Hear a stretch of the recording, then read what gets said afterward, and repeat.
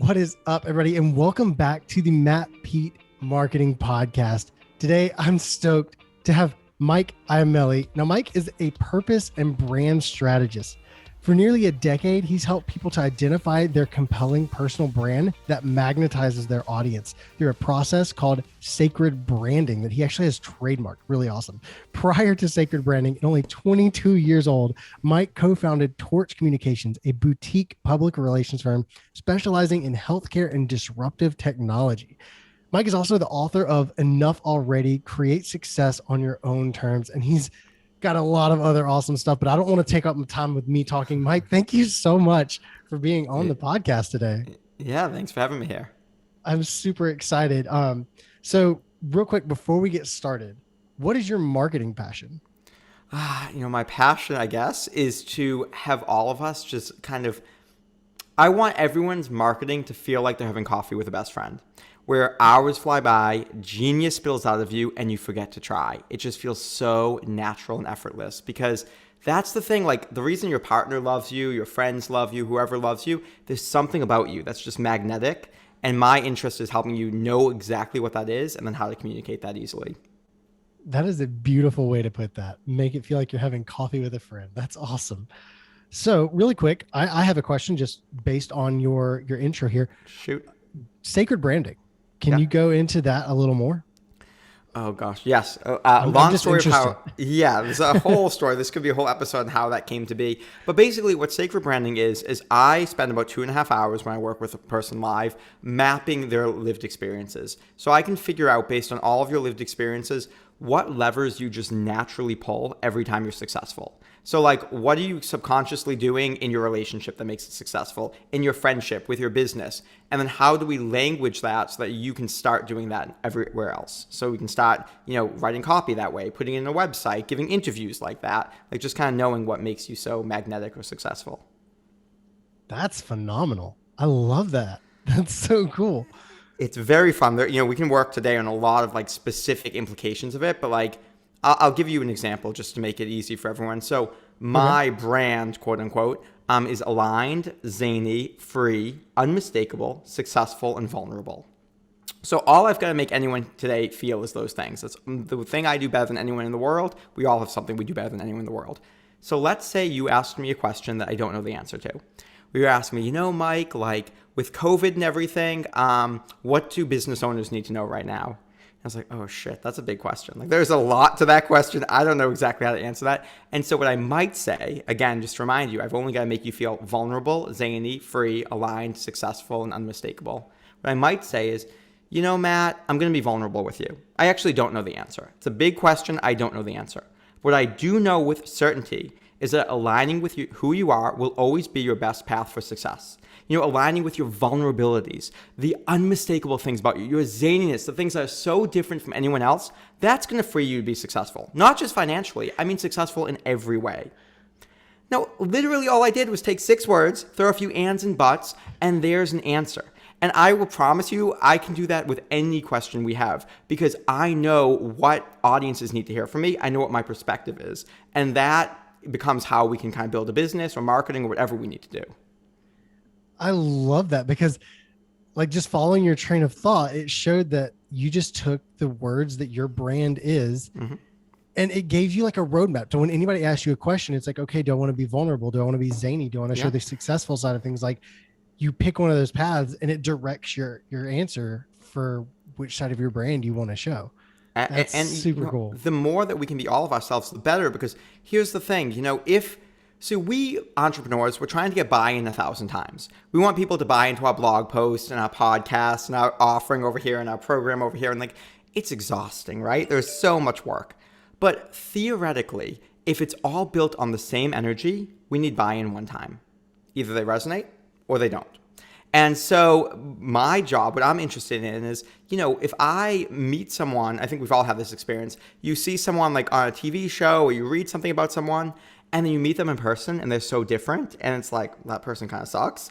I mean, that, isn't a very pleasant experience, and we don't want to buy from them, right, if that's the case. But that's how most of us, we're trying to reinvent the wheel every time, and it's exhausting. And I just think, if I can make you feel, you go to my website and it feels like you're talking to me. You hang out with me in a course and it feels like you're talking to me. If I can do that, then it's not that much work. You either like me or you don't. And you don't have to like me. That's totally okay. A lot of people don't. But I know I'm kind of tapped into what makes me magnetic, and I'm just trying to do that over and over again. I love that. All right, Mike, before we go any further, I want to go ahead and do this. Everybody watches knows what's coming next. The pod deck question. We talked about it before we got started. Anybody who wants one of these decks, they have a ton of different decks. This is just the interview deck. Use the code TheMattPeet at checkout and you get 10% off, but I'm going to see what card we get here. What's left on your bucket list? Oh God, so many things. That's a big question. I think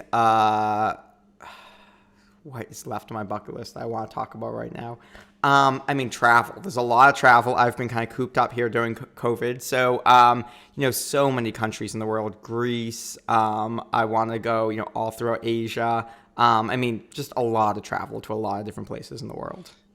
Yeah, traveling, that's like one of my favorite things. And I haven't done much outside of America. I've been to Mexico, that kind of thing. I was shooting a conference on a cruise ship, but I love just getting in my car and driving.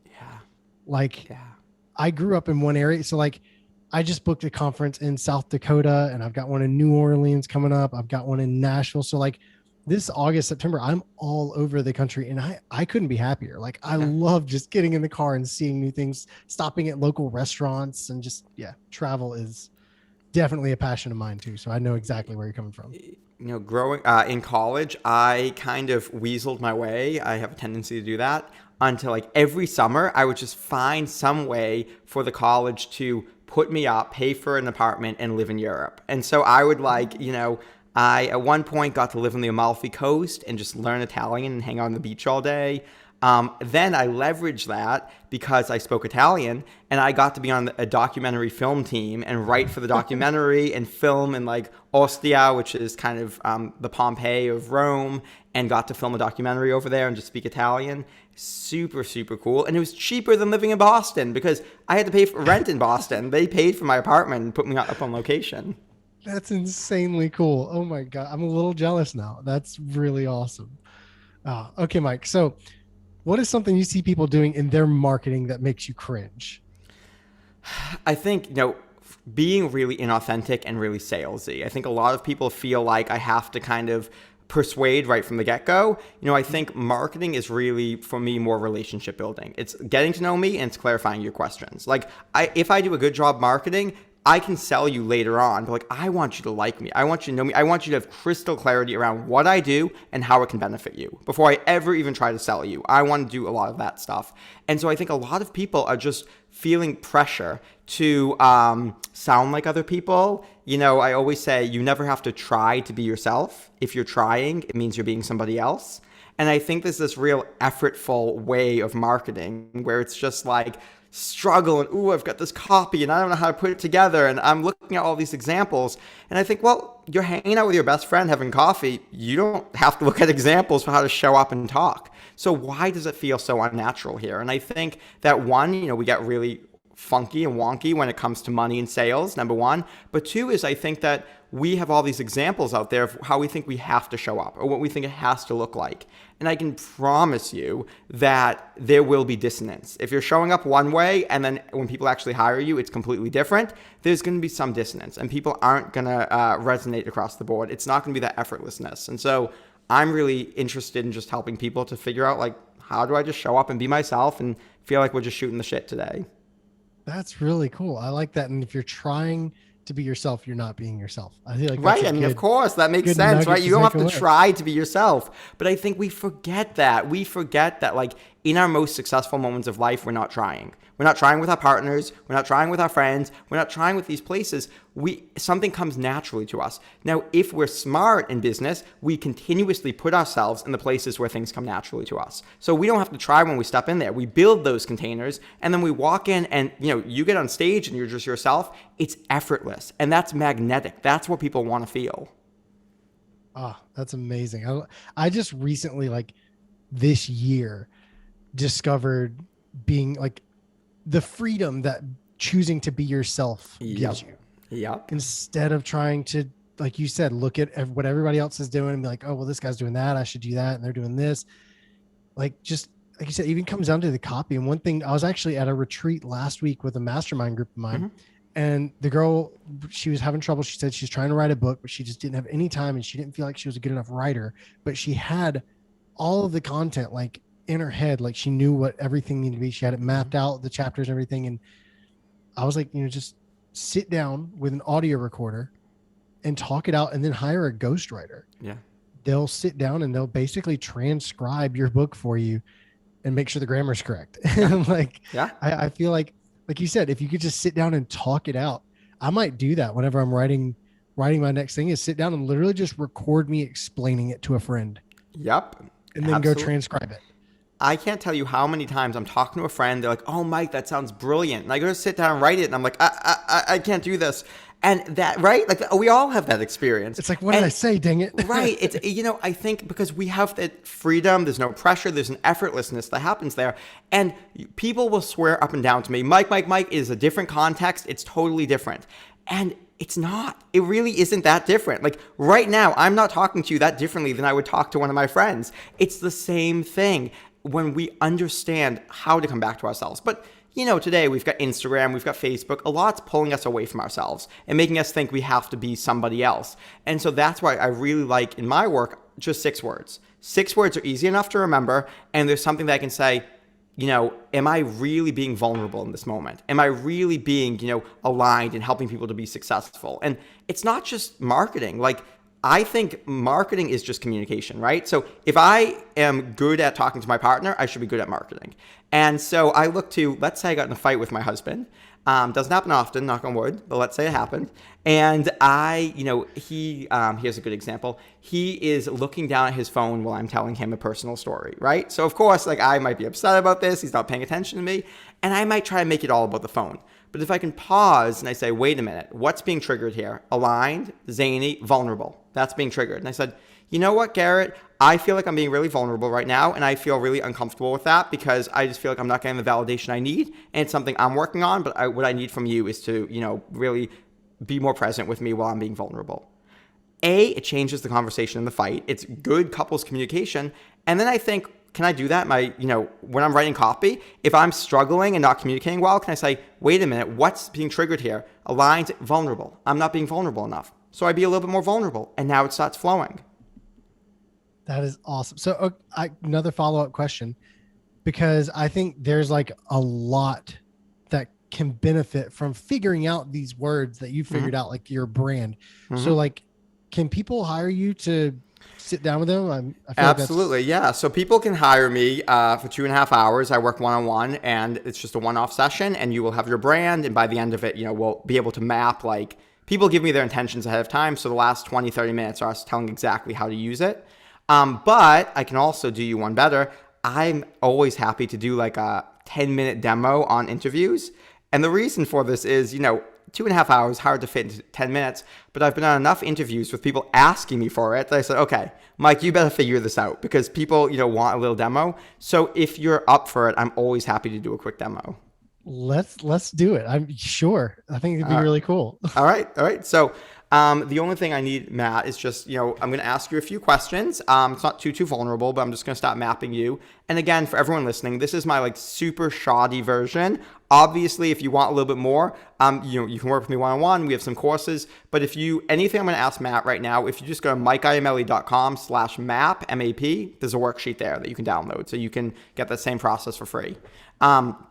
All right, Matt. So I want you to think about a few jobs or roles that you've had in life. And, these could be jobs even since back in high school. And when I say roles, that could be like a father, a husband, a friend. Like, you don't necessarily have to be paid for these things.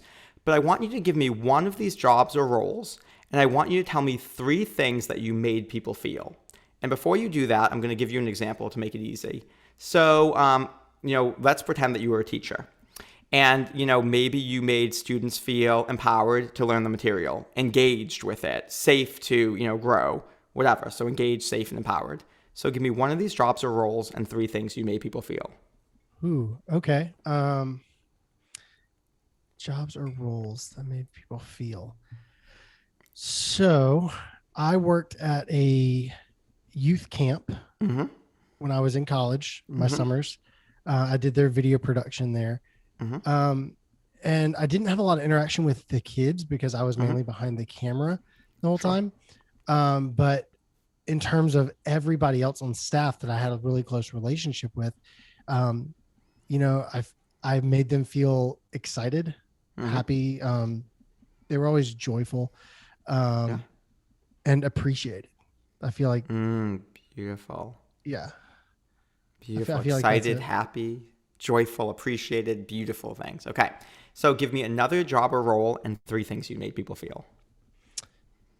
Okay. I was in a fraternity in Mm-hmm. college. Yep. And again, like those themes of like making people feel happy. Yep. They actually like gave me a nickname that basically meant that I made them feel happy. Like that Mm-hmm. was like my fraternity name, Uh-huh. was an acronym for that. And I made them feel so happy, um, important. Mm-hmm. I would put a lot of time into doing things for them, Yeah. and happy, important, and I'd say valuable. Beautiful. Beautiful. Yeah. Happy, important, valuable, beautiful things. Okay. One more job or role and three things you made people feel. All right. One more job or role. All right. Does husband count? Husband counts, yeah. Okay. Because speaking of the love languages kind of stuff, like I speak in service, so like Mm-hmm. I make my wife feel loved by doing things for her, Mm-hmm. so she feels loved, she feels appreciated. I know you and I were talking right before the call. She just got a job, so like I Mm-hmm. moved down to Florida. My job was behind a computer, so we moved to Florida so she could live at Disney World. So she feels loved, appreciated, and happy with life. Beautiful, beautiful. Okay. So now I want you to think of a challenging moment in your life, not re-traumatizing to think about, but a moment that's, was a pretty tough moment. And you don't have to tell us what it is if you don't want, but I want you to tell me three things you felt in that moment. Oh, okay. Since one of my words is not vulnerable currently, Mm-hmm. I don't know if I'm going to Mm-hmm. go into much detail about what it was, but the Sure. feeling, um, trapped, Yeah. overwhelmed, and just miserable. So if you had a magic wand, if you could have changed this whole situation and felt something other than trapped, miserable, and overwhelmed, what do you think you would have rather have felt? Like if you could have changed the whole situation, what would you have rather have felt? Free. Mm-hmm. I mean, the ultimate word for me is free. Mm-hmm. I mean, just be able to travel, be able to do whatever I want when I want, Yeah. and not have to stress. Yeah. Do you have two other things you would have rather have felt? Um,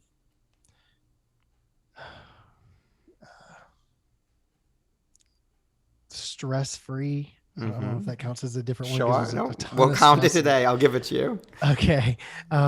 Free, stress free, and happy. I mean, like I said, going back Beautiful. to that, like I Beautiful. just was miserable in that time. Beautiful. Beautiful. Okay. Final question. I'm going to flip it and be a little more positive. Think Okay. of a really happy time in your life, a really fulfilling, successful moment in your life. If you want to tell us what it is, that's great. And then tell me three things that you felt in that moment. Okay. I'll pull one recently that, I mean, it hasn't like gotten me a ton of stuff or anything, Mm-hmm. but it was just a good moment for me. Do you know who Russell Brunson is? I do. Okay. So recently I built an entire funnel for Russell Mm. and sent it to him, like shot videos and everything. Trying, like, I want to work with him, even if it's Sure. just like on a personal level, Sure. just for the opportunity to meet Russell and hang out with him and work with him. Yeah. So I built that funnel for him and he actually responded, and like we talked on Instagram and went back and forth. And like last week he sent me a message. He's like, hey, here's an opportunity, contact this guy and I'll put in a good word for you, kind of thing. So That's great. when he responded to that, like I felt I felt like I could do anything. I don't know if there's Mm, like one word for that, yeah, but that's like, good. yeah, I felt like I could do anything. I felt empowered, Hmm. and I felt successful in that moment, knowing that I could get in touch with Russell Brunson and actually get a response and talk with him. Beautiful, beautiful. That's an exciting moment. All right, so now all we're going to do is map. And so everybody can do it with me here. Yeah. How many times do we hear Matt say the word happy? A bunch Yeah. of times, right? So we know that Yeah. we heard this theme of, appreciated, valued, important a bunch of times too. So let's just call that appreciated, okay? We Okay. heard things about being excited a bunch of times. So let's throw that on there too. We certainly heard free was really important, and we just heard him say successful. So just playing, this is my shoddy version here, we're going to look at some of these sensitivities or some of these brand energies as successful, happy, excited, free, and appreciated.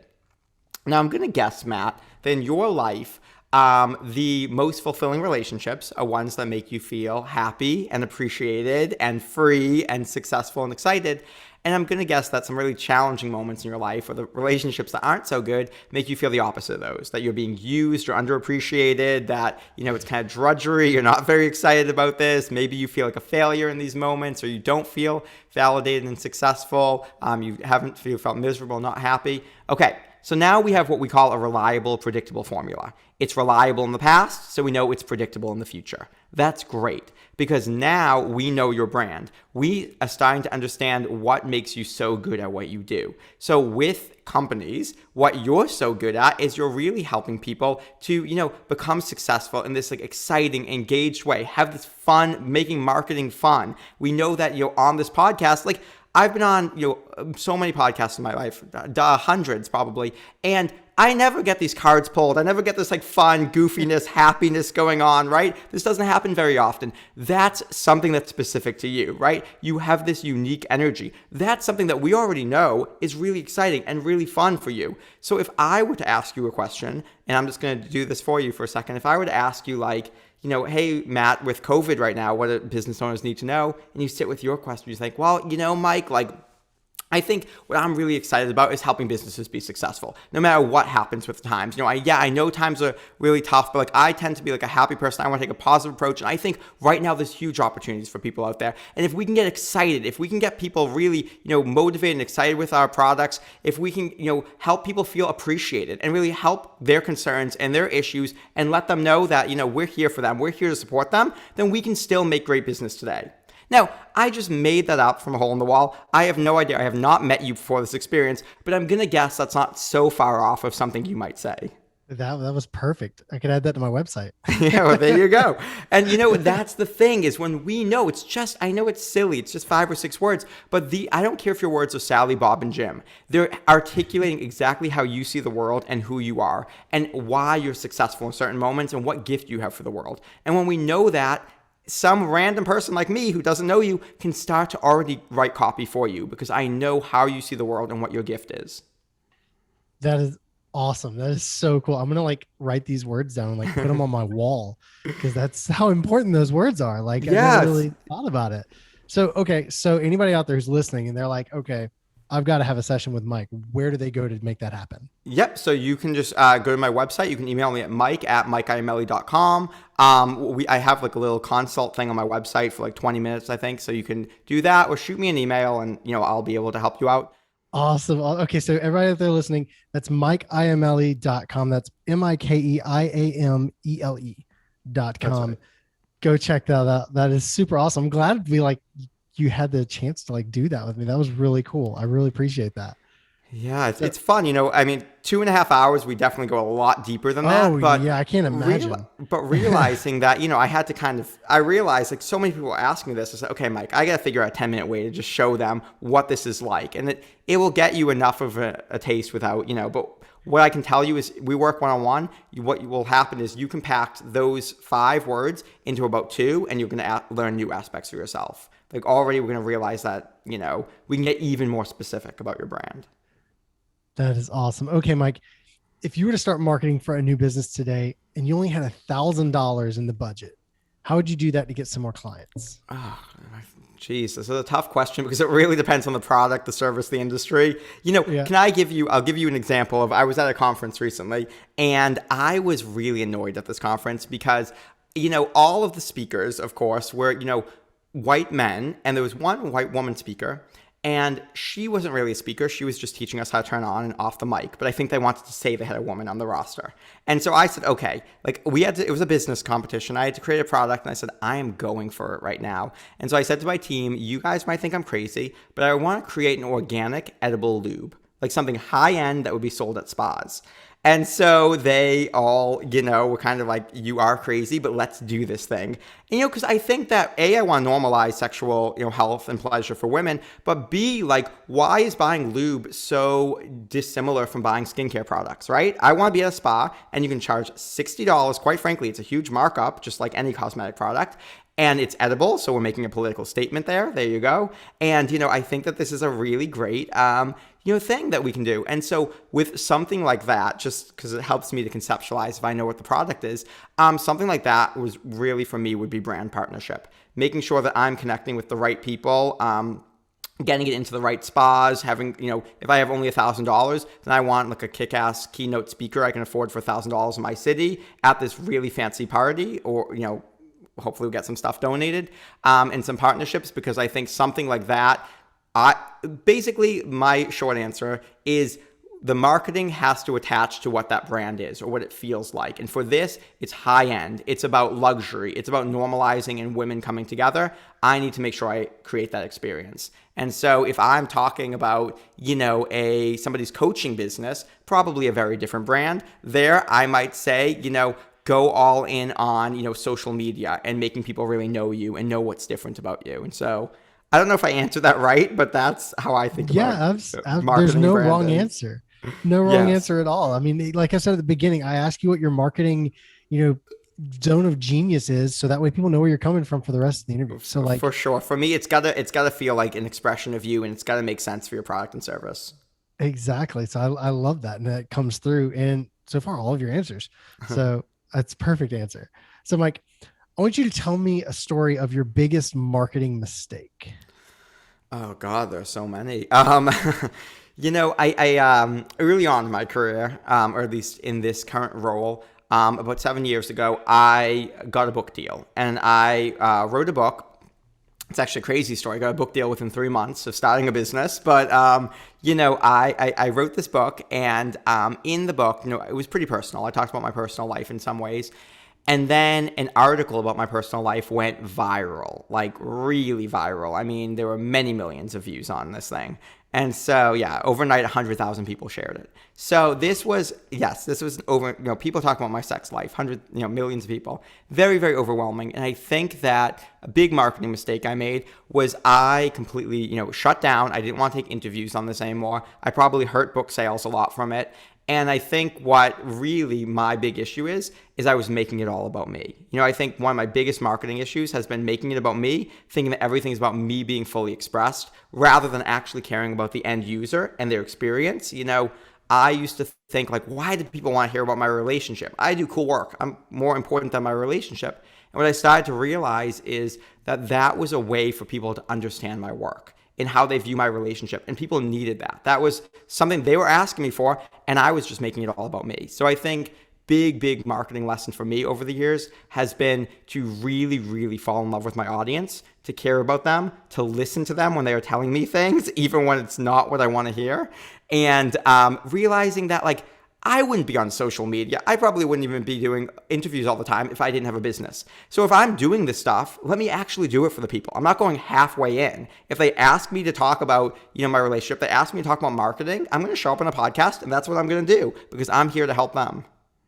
I just recently had an issue. I had a mistake in my business where I realized halfway through the project, that's I should have taken a step back early on in this project and looked at everything that was happening and be like, okay, they're taking advantage of me.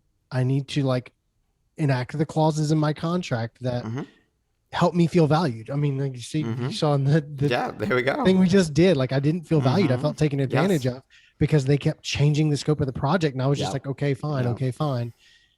Taking that step back. And for you, it's realizing what people want and what they need and what they're coming to you for. I love that example.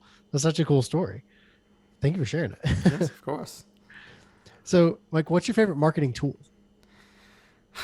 Lately, it's been Instagram. I'm only slowly learning Instagram, but it is amazing. So I've been like off social media forever. I thought I was too cool for social media for so long. Now I'm getting into it because my PR person is making me, and it's amazing, the tools. Like, it is absolutely amazing, and you're basically getting the Facebook ads algorithm without paying money. Like, you're getting so much sophistication in how, you're getting this grit. Like, Facebook's not showing your post to random people. Instagram is. So you are getting some really great stuff. If you can get your hashtags right, if you can get the reels right, like, you're doing some really cool stuff there. And I just think it's something that every business owner can be taking advantage of right now. Like, no matter your industry. And also, I'm resistant to everything, including reels. I am learning very quickly. You don't just have to dance on reels. You can do a whole bunch of stuff. And so it's really good for many, many industries. So there's a lot of tools I could talk about, but that's a tool I'm recently into. I didn't never thought about that. It's like the Facebook algorithm without having to pay for it. Like, it's just so true. It's showing it to random people. Right. Like, have you looked into TikTok at all yet? So I mean, this is where, like, now I'm like, I don't know. Am I too old for TikTok? I don't know if I can get into that. I mean, getting into the Instagram Reels, I know TikTok's got, like, everything seems to go viral on TikTok. I've got a little bit of resistance. So one step at a time for me, Matt. But I am, I'm getting into it. And I think I'm just having a lot more fun because one of the tools, to my earlier point, that Instagram does is you can literally ask your audience what they want and then give it to them over and over again. Like, I said, like, hey, I'm going to start doing reels. Do you want videos of just me and my husband? Do you want me to talk about learning, or do you want laughs? And I just asked this, and they told me, and it was very clear. There was like 75% vote on everything. And I said, okay, I now have a formula for exactly what you want from me. And I think with the Instagram tools and the polls, none of us should be creating products without talking to our audience. Like, it makes it so easy to talk to our audience and get from them exactly what they want. And I can literally say to them, I will not create this product until I get 10 people's buy-in. So do I have 10 people here interested in this? I get the votes, and then I go and create it. It just makes it so much easier.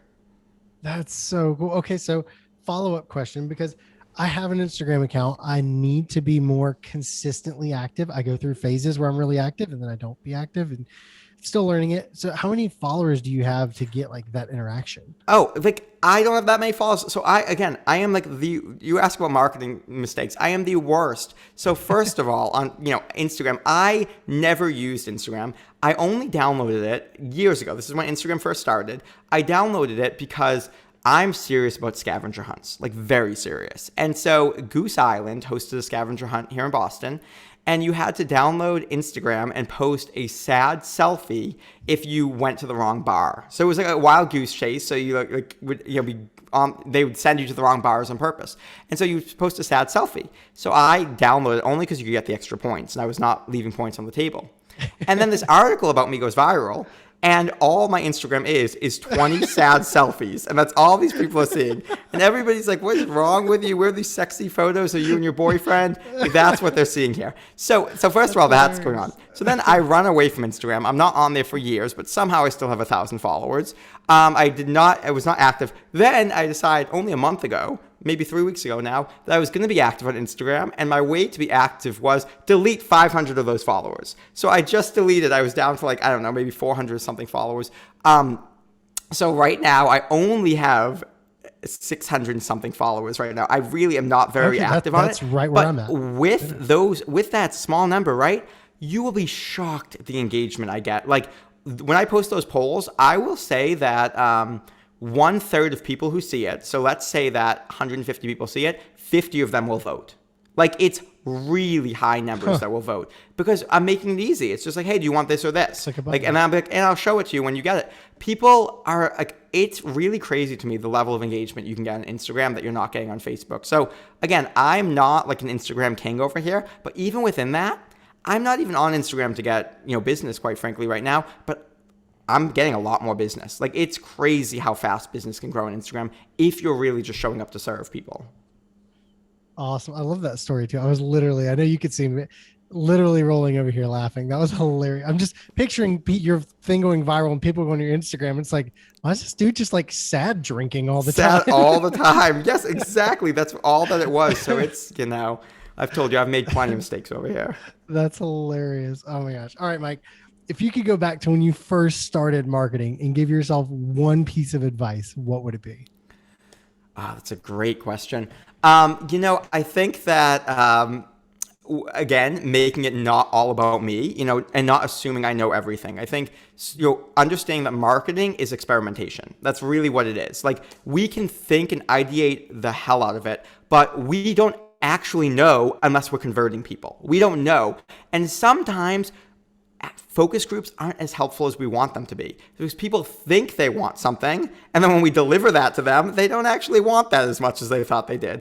And so, really trusting customer behavior, how customers spend money is giving you the clearest answer, and not making it about me, not feeling bad, not feeling angry at anybody because my theory didn't pan out, but just saying, I put something out there. I thought that this would be really effective. I tried to get the information I could, and they didn't like it. So let me tweak. Let me continue tweaking. And I think I've wasted a lot of times doubling down on what I wanted instead of listening to the market.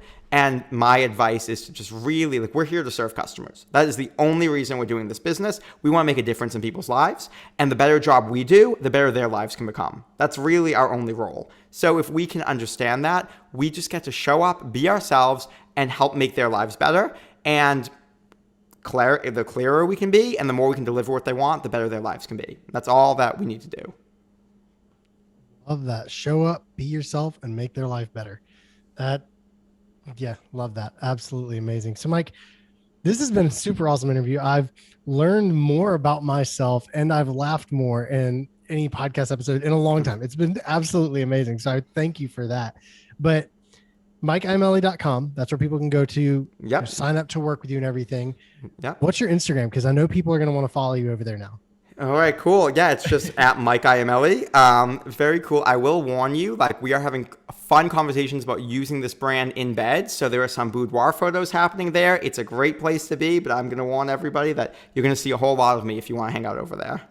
All right, cool. Is that the best place for people to go to connect with you? Sure. Yeah, go hang out with me on Instagram, or you can just always email me at mike@mikeiamele.com. I have worked with literally every industry you can imagine. So I have worked with, porn stars, sex workers, and drag queens, billionaire CEOs and, actors, comedians. So, whatever industry you're in, I've probably done it before. But I'm really passionate about people who just feel like they want work that really feels like an expression of them, that feels like they're making a difference in the world, and they just want to know who they are and make it feel effortless. And so that's my only requirement for the work. Perfect. Thank you so much, Mike, for being here. For everybody watching and listening at home, thank you for showing up. Thank you for listening. Remember, show up, be yourself, serve others, and remember that marketing matters.